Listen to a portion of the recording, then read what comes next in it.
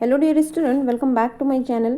जैसे कि आपको पता है कि हम माइक्रो इकोनॉमिक्स के सीरीज़ को स्टार्ट किए हैं। अभी तक हमने चैप्टर नंबर 3 तक कर लिया है। आज हम कर रहे हैं चैप्टर नंबर 4 जो कि demand and law of demand.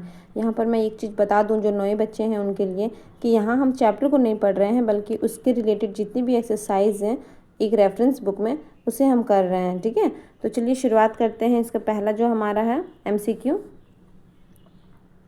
First exercise हमें दिया गया है MCQ। ठीक है, वैसे फर्स्ट एक्सरसाइज तो इस बुक में MCQ नहीं है, यहाँ पर लॉन्ग क्वेश्चन वगैरह सब भी हैं, तो वो सारी चीज़ें तो हम यहाँ पर डिस्कस नहीं कर रहे हैं, इसलिए हम शुरुआत कर रहे हैं MCQ से। फर्स्ट क्वेश्चन है हमारा MCQ का, which element is essential for demand. Demand के लिए क्या ज़रूरी है?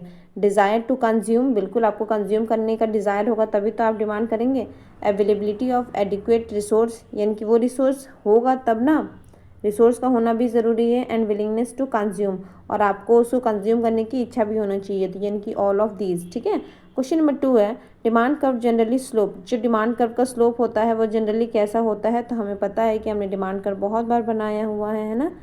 अगर आपने चैप्टर को अच्छे से नहीं पढ़ा है तो थोड़ा सा आपके लिए डिफिकल्ट हो सकता है, लेकिन आपने अगर चैप्टर को अच्छे से पढ़ा है तो कोई भी डिफिकल्टी नहीं होने वाली है आपको। देखिए डाउन, यहाँ पर डिमांड कर्व कैसा बनता है हमारा, तो ये तो डाउनवर्ड स्लोपिंग होता है ना, downward sloping from left to right. ठीक है, तो ये तो अपवर्ड स्लोपिंग है, यहाँ पर है option number B, downward sloping from left to right.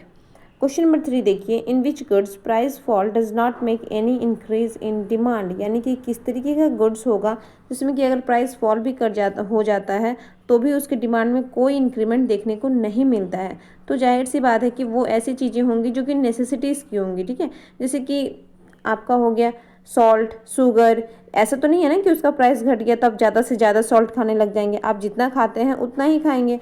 तो यहाँ पर हो जाएगा ऑप्शन नंबर ए, नेसेसिटीज़। ठीक है, कंफर्ट और लग्जरी, ये सारी चीज़ों का प्राइस अगर फॉल कर जाएगा तो लोग ज़्यादा से ज़्यादा डिमांड करेंगे। ठीक है, तो यहाँ पर ऑप्शन नंबर ए हो जाएगा करेक्ट। क्वेश्चन नंबर 4 को देखते हैं, which are the following factor affect demand. कौन सा फैक्टर डिमांड को अफेक्ट करता है?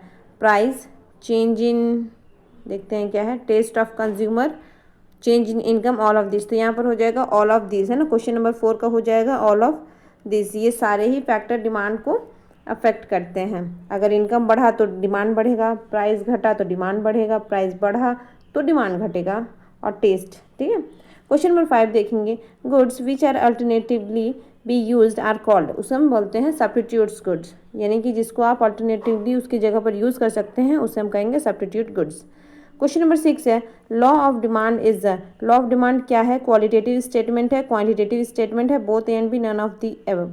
तो यहाँ पर हो जाएगा लॉ ऑफ डिमांड क्या है? लॉ ऑफ डिमांड ये बताता है कि जब प्राइस बढ़ा तो डिमांड घटेगा, और जब प्राइस घटा तो डिमांड बढ़ेगा, लेकिन कितना घटेगा कितना बढ़ेगा इसकी बात वो नहीं करता है, तो इसलिए ये क्या हो जाएगा? क्वालिटेटिव स्टेटमेंट है। ठीक है, क्वेश्चन नंबर 7 देखेंगे, which of the following is a demand function. तो डिमांड फंक्शन क्या होता है?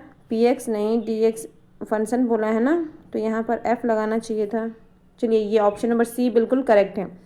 क्वेश्चन नंबर 8 देखेंगे, when change in price of goods. एक मिनट, थोड़ा सा आगे बढ़ा देती हूँ।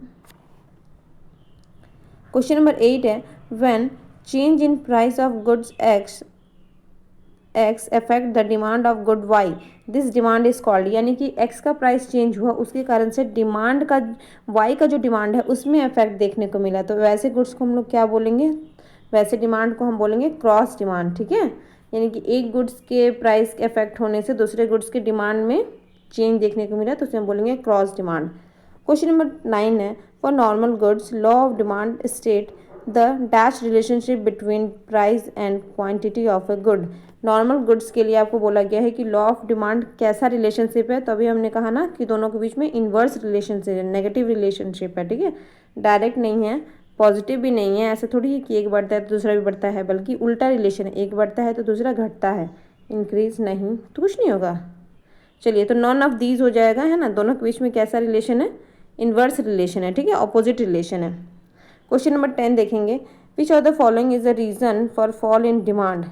विच of the following is the reason for अच्छा, डिमांड के घटने का क्या रीज़न हो सकता है? फॉल इन इनकम, जाहिर सी बात है इनकम घटेगा तो आप डिमांड कम करेंगे। Fall in number of buyer, अगर बायर ही घट जाएंगे तो भी हमारा डिमांड घट जाएगा। Fall in taste of consumer, all of this. Option number D क्या हो जाएगा? All of this. Question number 11 देखेंगे, क्वेश्चन नंबर 11 है, for the given goods price elasticity of demand is. तो गिवन गुड के लिए हमें पता है ये तो पैराडॉक्स है, लॉ ऑफ डिमांड का क्या है, पैराडॉक्स है, ठीक है, ऑपोजिट है। तो गिवन गुड के लिए जब प्राइस बढ़ता है तो हमारा डिमांड भी बढ़ जाता है, ठीक है। तो यहाँ पर हो जाएगा option number negative positive. Positive given good के लिए कैसा होता है, तो पॉजिटिव होता है। चलिए ये तो हमने कंप्लीट किया, फिल इन द ब्लैंक करते हैं और उसके बाद देखेंगे ट्रू फॉल्स, ठीक है।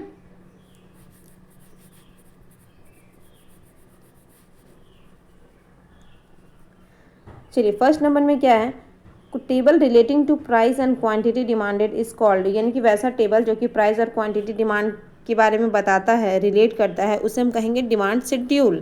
क्वेश्चन नंबर देखेंगे, डिमांड शेड्यूल से ही हम डिमांड कर्व को ड्रॉ करते हैं, ठीक है। लिखने की तो ज़रूरत नहीं है, वैसे भी लिखने से बहुत ज़्यादा हो जाएगा ना, इसका क्या हो जाएगा, demand schedule. Question number 2, demand curve slope dash from left to right. तो ये तो हमने एमसीक्यू में पढ़ा था, demand curve slope downward from left to right. यहाँ पर हो जाएगा डाउनवर्ड। ऑप्शन नंबर 2 का क्या हो जाएगा, डाउनवर्ड, है ना, क्वेश्चन नंबर 2 का।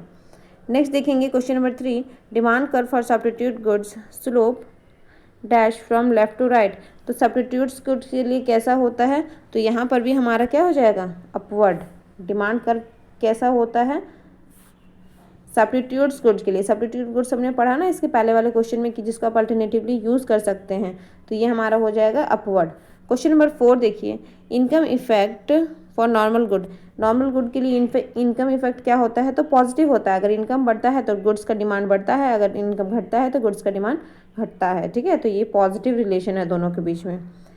नेक्स्ट देखेंगे question number 5, movement on the same demand curve is called.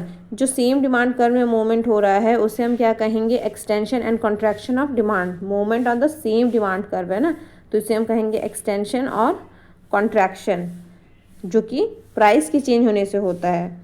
Next है, demand curve will shift to the dash with increase in consumer, यानी कि अदर देन, यहाँ पर फैक्टर है ना, other than price. Other than price कोई भी factor होगा तो डिमांड कर्व कैसा होगा, या तो इंक्रीज होगा या डिक्रीज होगा। लेकिन जब सेम प्राइस चेंज होने पर सेम डिमांड कर्व में ही अगर इधर उधर मूव करेगा तो उसे हम कहेंगे एक्सटेंशन या फिर कॉन्ट्रैक्शन।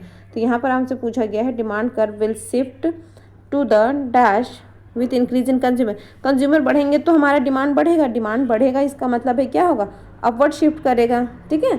अपने देखिए ये अगर डिमांड कर्व है, ये अगर डिमांड कर्व है तो इसके अपवर्ड शिफ्ट करेगा, इसे हम ये भी बोल सकते हैं कि अपने राइट में शिफ्ट करेगा। तो यहाँ पर हमारा करेक्ट आंसर क्या हो जाएगा, राइट, है ना, shift to the right with the increase in consumer. और अगर हमारा कंज्यूमर घटता तो इधर शिफ्ट कर जाता, ठीक है, अपने लेफ्ट में। चलिए नेक्स्ट देखेंगे, नेक्स्ट हमें ट्रू फॉल्स दिया गया है।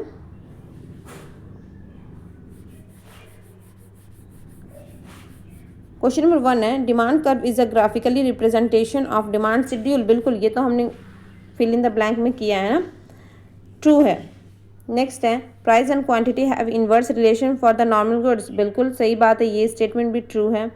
For inferior goods income effect is positive. नहीं, इन्फीरियर गुड्स के लिए जो इनकम इफेक्ट क्या होता है, नेगेटिव होता है। यानी कि वैसे तो इनकम इफेक्ट का मतलब होता है कि जैसे हमारा इनकम बढ़ा हमारा डिमांड भी बढ़ा, तो दोनों के बीच में पॉजिटिव रिलेशन होता है। लेकिन इन्फीरियर गुड के लिए क्या होता है, नेगेटिव रिलेशन हो जाएगा, क्योंकि जैसे आपका इनकम बढ़ेगा तो आप इन्फीरियर गुड को छोड़ देंगे ना, आप अच्छे गुड्स की तरफ मूव करेंगे, नॉर्मल गुड्स की तरफ मूव करेंगे। तो यहाँ पर दोनों के बीच में नेगेटिव रिलेशन होता है, तो ये स्टेटमेंट है गलत।